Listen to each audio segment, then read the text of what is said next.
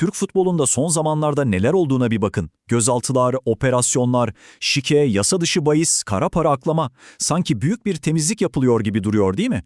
Ama ya size bunun buzdağının sadece görünen kısmı olduğunu söylesem? Ya perdenin arkasında çok daha büyük, çok daha karmaşık bir oyun dönüyorsa? İşte bugün cevap arayacağımız soru tam olarak bu. Yapılan bu operasyonlar gerçekten futbolu temizlemek için mi? Yoksa birileri yeraltı dünyasını yeniden şekillendirip eski oyuncuları saf dışı bırakarak yeni birilerine otobanı mı açıyor? Gelin bu karmaşık ağın içindeki yolculuğumuza başlayalım. Önce bu yolsuzluk sistemi nasıl işliyor ona bakacağız. Sonra akıllara durgunluk veren şikeli bir maçı inceleyeceğiz. Oradan paranın izini sürüp bahis baronlarına ve inanılmaz bir para aklama makinesine ta Libya'ya uzanacağız. Ve en sonunda o en temel soruya geri döneceğiz. Her şey aslında oldukça masum görünen bir yasa dışı bahis soruşturmasıyla başlıyor. Ama dedektifler ipin ucunu biraz çekince karşılarına ne çıkıyor dersiniz? Sadece birkaç bahisçi değil, futbolun en tepesinden en altına kadar sızmış, örümcek ağı gibi her yeri sarmış devasa bir şike ve yolsuzluk sistemi. Operasyonun büyüklüğünü anlamanız için sadece ilk dalgaya bakalım. Tam 46 kişi gözaltına alındı. Futbolcular, hakemler, hatta kulüp başkanları ve inanın bu sadece başlangıçtı.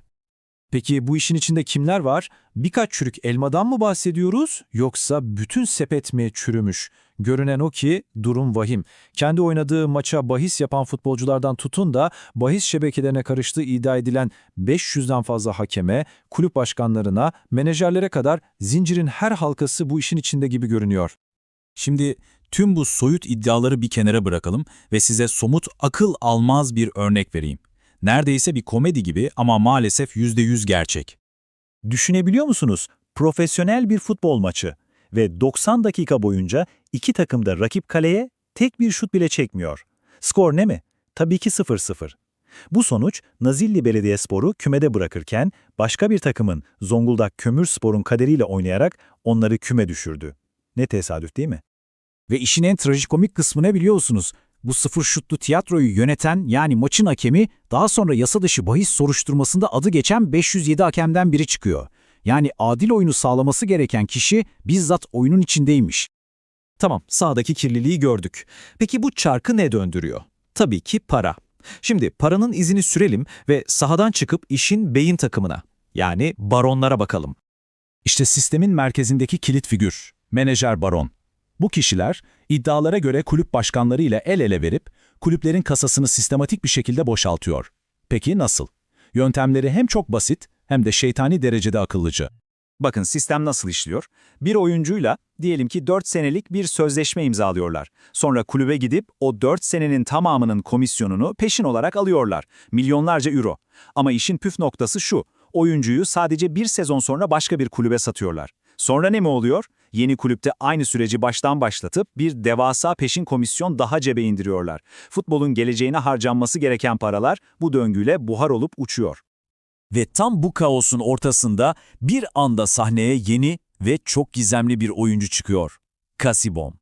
Rakipleri operasyonlarla sarsılırken Kasibom neredeyse hiç reklam yapmadan sessiz sedasız pazarın bir numarası haline geliyor. Bu inanılmaz yükselişin arkasında ne var? İddialar çok ciddi.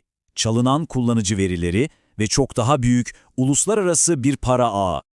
İşte şimdi kemerlerinizi bağlayın çünkü olay artık Türkiye'deki bir spor skandalı olmaktan çıkıyor ve sınırlar ötesi devasa bir mali suça dönüşüyor.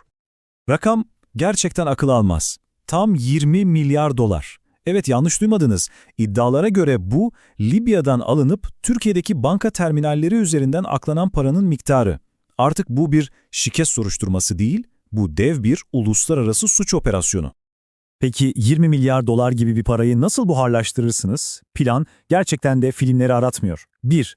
300'den fazla Türk bankasına ait post cihazını alıp fiziken Libya'ya götürüyorsunuz. 2. Sisteme yakalanmamak için gece yarısı bu cihazlardan milyarlarca dolarlık sahte işlem yapıyorsunuz. 3. En kritik adım. Türkiye'deki banka içindeki adamlarınız sabahın köründe bu parayı nakit olarak çekiyor. Ve 4. O para bir daha asla bulunamamak üzere küresel kara borsada kayboluyor. Peki bu inanılmaz tezgahı kim patlattı dersiniz? Türk mali denetçileri mi? Hayır. Cevap, hikayenin en büyük ironisi olabilir.